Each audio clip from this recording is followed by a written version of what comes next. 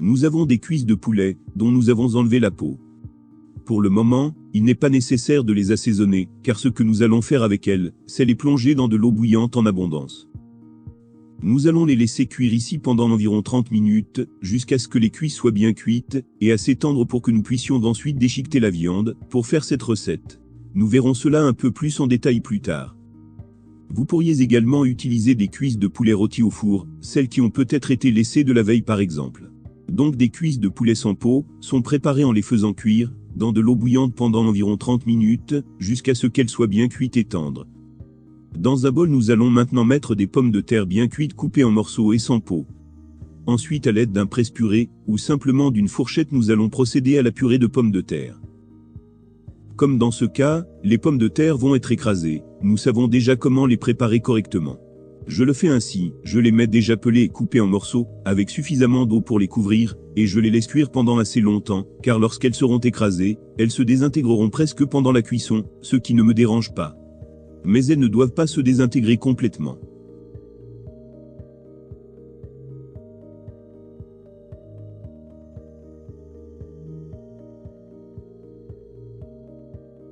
Bien.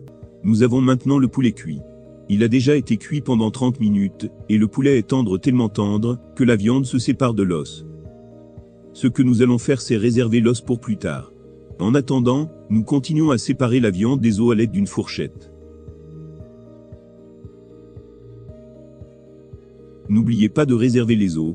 Maintenant imaginons que nous ayons du poulet rôti en trop de la veille, cela conviendrait également.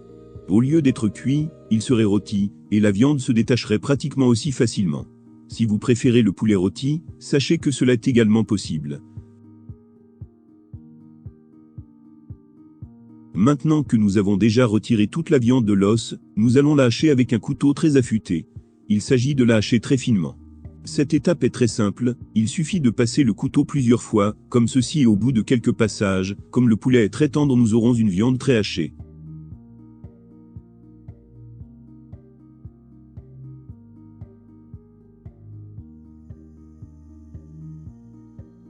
À ce stade, nous allons introduire la viande dans le bol où nous avions la pomme de terre écrasée. Nous ajoutons une cuillère généreuse de paprika doux, ou épicé selon votre goût, et environ un demi-verre de farine de blé. Les quantités exactes sont comme toujours à la fin de la vidéo. La farine va donner de la consistance à tout cela. Maintenant nous allons ajouter une bonne pincée de sel qui manquait complètement, et une bonne pincée de poivre noir fraîchement moulu avec générosité.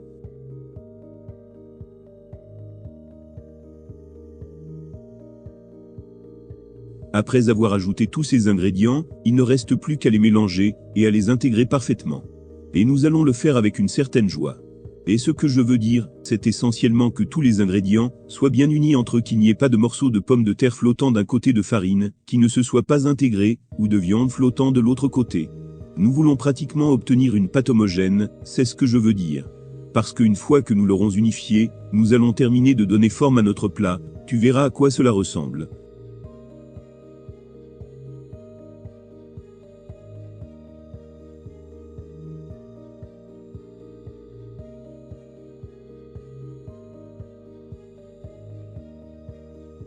Pour l'instant, nous prenons une petite portion de la pâte avec des mains propres, et c'est là que les os que nous avions réservés au début entrent en jeu.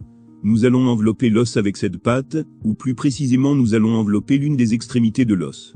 Pour cela nous allons bien compacter la pâte sur l'os, pour qu'elle soit bien attachée. Je pense que tu comprends déjà l'idée de ce que je suis en train de faire. Ce que nous cherchons, c'est d'imiter une cuisse de poulet, mais une cuisse de poulet qui contient également d'autres éléments, comme la pomme de terre, et en outre, une cuisse de poulet qui serait très grosse, plus proche d'une cuisse d'autruche.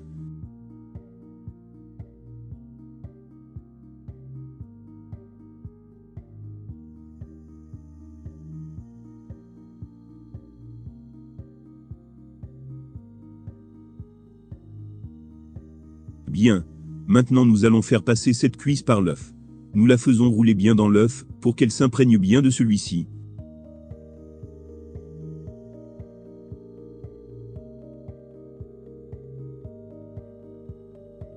Nous retirons l'excès d'œuf, et nous faisons la même chose, mais avec de la chapelure. Nous la faisons également rouler, nous mettons des poignées de chapelure dessus autant que nécessaire, mais il faut qu'elle s'imprègne bien de la chapelure, et surtout qu'elle ne se défasse pas, ce qui ne devrait pas arriver surtout, si nous avons bien serré la pâte sur l'os, comme je l'ai dit précédemment.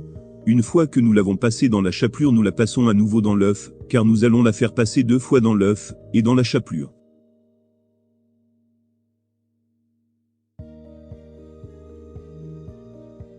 Nous l'imprégnons à nouveau de l'œuf, et à nouveau de la chapelure doublement panée, doublement croustillante. Comme cette cuisse est assez épaisse, nous pouvons nous permettre une couche extérieure plus épaisse, plus croustillante, c'est pourquoi nous allons la passer 2 fois dans l'œuf, et dans la chapelure.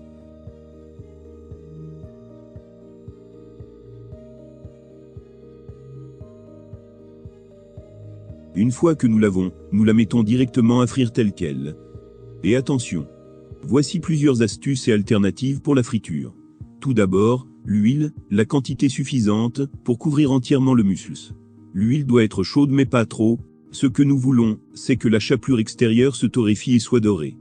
Mais il n'est pas nécessaire de la faire trop cuire, car l'intérieur est déjà cuit. Le but est qu'elle soit suffisamment chaude, pour qu'il puisse se réchauffer, mais pas plus.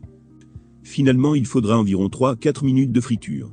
Et aussi vous pouvez le faire dans une friteuse à air, ou dans le four, si vous ne voulez pas les frire dans l'huile. Vous pouvez le faire au four à environ 180 degrés Celsius, jusqu'à ce qu'il soit doré.